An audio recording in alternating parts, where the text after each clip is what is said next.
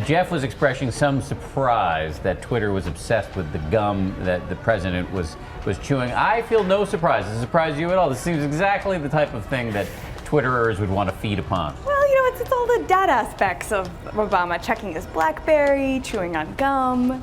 But we did have some great background to a float that you guys saw go by earlier, which was the Mars Curiosity float. So NASA actually had uploaded a bunch of great pictures onto Flickr of this rover, this model of the rover coming into DC, and then Mars Curiosity itself, which usually just tweets from the surface of Mars, actually said, well, here's my double, ready to roll into the parade. That's pretty cool.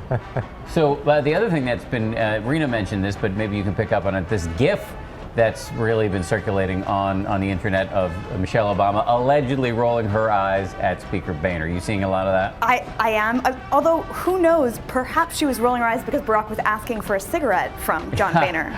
Fair enough. So we really do not know. It would be unfair to say we know that she's rolling her eyes, and it could be, there it is. It could be inadvertent. It could be because she didn't like the taste of whatever she had. Someone told her the calorie count of the lunch. Exactly. I mean, anything is possible for that gift, but that's the beauty of gifts, is that they're all purpose and anyone can enjoy them. I still can't get over that lunch is 3,000 calories. And I mean, if you take away dessert, it's got to be less, because bison is a lean meat. It is a lean meat. Now, I do have one last treat for you. The mayor of Washington, D.C. made a point of tweeting out a photo of himself holding the sign that he was carrying at the inauguration, calling for D.C. statehood. So, and that actually is interesting, because we've been talking today about the fact that the beast, the Obama, the presidential vehicle that the Secret Service puts President Obama in when he's going somewhere local, is now bearing license plates that say "taxation without representation," a way for Obama to signal his support for Washington, D.C. to have representation in Congress, which at this point it does not. Right. The debate is over. It has representation in Congress, just not full voting rights. Right. There's a House member, delegate, Eleanor Holmes Norton. Would the idea be that they should get 2 members of the Senate too?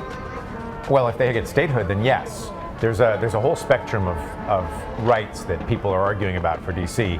At the top end of the spectrum is full statehood, which would come with, of course, 2 senators and a member of Congress. And then as you slide down the scale, you get, how about giving the delegate full voting rights in the House? How about maybe, not 1 senator, but how about some other kinds of representation, more power in Congress? And the license plate just doesn't say where on the spectrum he will fall. I mean, roughly speaking, what's the population of D.C.? About, like 500,000? So that's a significant number of people not to have full voting rights in Congress. Right, and the opponents of giving D.C. statehood point to the Constitution, which, describes it as a carve-out territory. It does not describe it as a state. There have been various proposals over the years, over the decades, in fact. Should it be absorbed by Maryland? Should it be broken up somehow, get more people, some of it given to Virginia? But as of right now, they do not have full voting rights in Congress.